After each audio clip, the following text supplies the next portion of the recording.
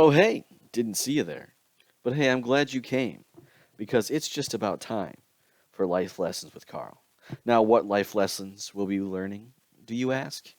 Will you be learning how to make new friends or nail that job interview? No, even better.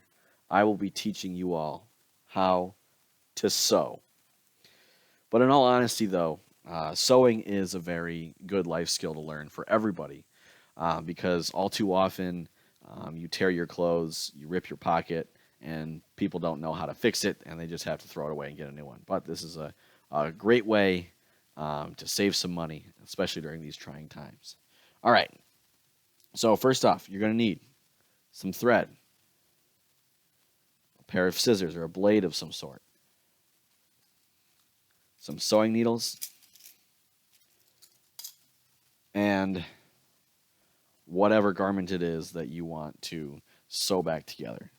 Preferably, you'd want the same color fabric as thread, but hey, I haven't left this room in like 3 months, so you get what you get.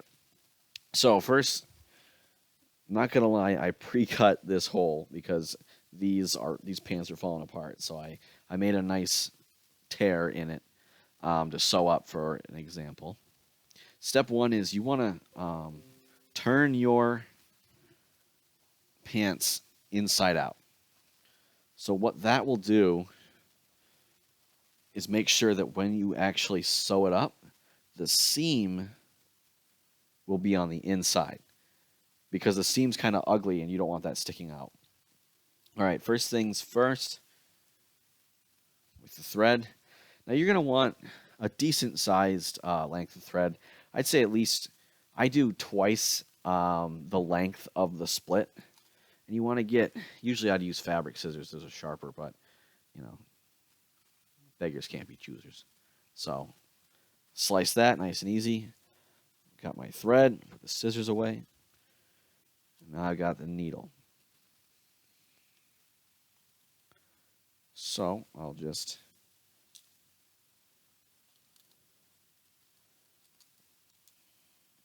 snag a needle here. All right.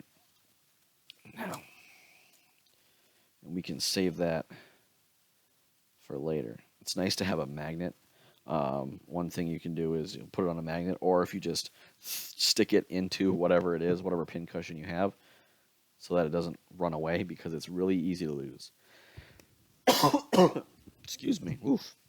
So first step, you want to tie a knot in the end of the thread here.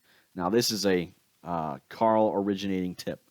Now if you make a loop like this, you can kind of see the tail is inside the loop, and you spin the two threads around. The tail will go around and around and around inside the loop, and it will form a whole bunch of overhand knots. Now, if you pull it tight, you want the knot to be farther towards the end. There's that big old thick knot right there. That's thick with at least 3 Ks. All right. So then you take your, looks like this thread's got a little, this needle's got a little leftover thread stuck to it. Let me get another one real quick. So you take your needle. This is one of the hardest parts.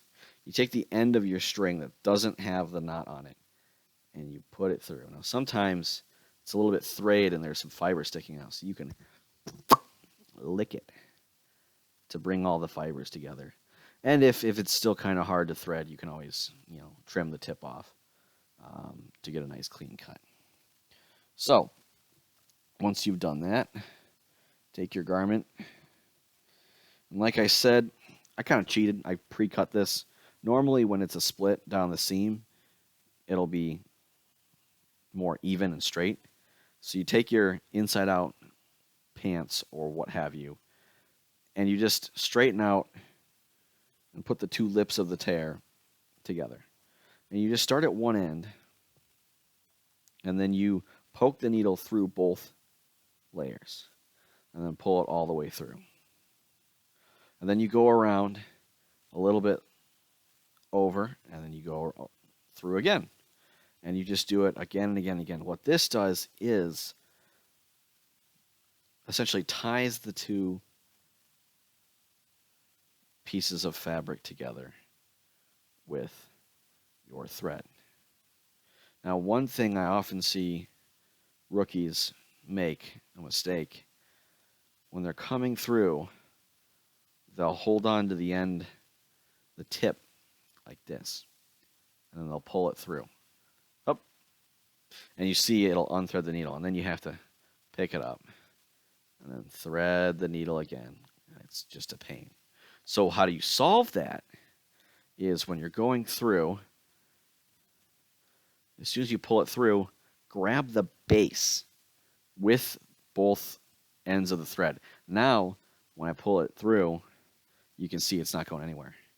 So essentially, you just keep going around and around and around until you reach the end. Now, a lot of people, they ask me, Carl, why are you sewing? Sewing is a woman's job. Well, those people don't understand how life works. Because in all honesty, jokes aside, sewing is a very valuable skill to have. It can save you a lot of time and effort and money burning through clothes, especially if you're someone like me who's not really fashion oriented.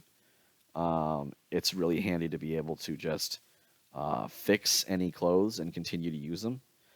These pants right here, I got them for $2 on Black Friday at a Salvation Army because I needed to wear khakis for work. And they lived through almost 3 years of service. I'd say probably closer to 2.5 because I knew how to sew. I knew how to keep them up. Now, finally, they just became threadbare and wore through, and they just did not function as decent pants anymore, so I had to just get new ones. But I was able to extend the lifetime of these secondhand pants dramatically because I knew how to sew. I also sewed this blanket right here. Not by hand, I use a machine. And back at my other dorm room, I have a futon that has an orange cover because I sewed it. Now, back to the matter at hand. You can see, even though I had an extremely long piece of thread, I should have gone longer if I'm going to be honest, I'm running out already. I'm running out of tail because when you go around and around and around like that, you know, sometimes it halves the effective length of the thread. So once you reach the end, you're like, okay, how do I tie it off? Now, you can tie it off. I prefer not to. What I do is I go back a couple more stitches, just backwards. And what that does is it puts a couple layers of stitches on there to really make it, really strengthen the stitch, the seam. And then what I do to finish it off, I just run the thread through parallel. And then I pull it through.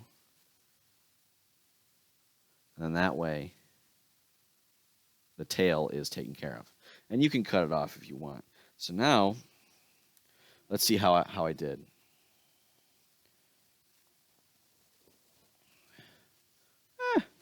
Not too bad, not too shabby for a quick run. You see right there, obviously if you use the same color thread, it'll look a little better. But pretty good. You know, if you keep even, like right here, I was pretty good at keeping all my stitches even. It won't show up. These, I went a little too deep on them. And granted, if I were doing this for real, I would probably make the stitches a little closer together. Strengthens the seam and makes it so if you pull on it, you can't see in between. And pulling the stitches tighter would help as well.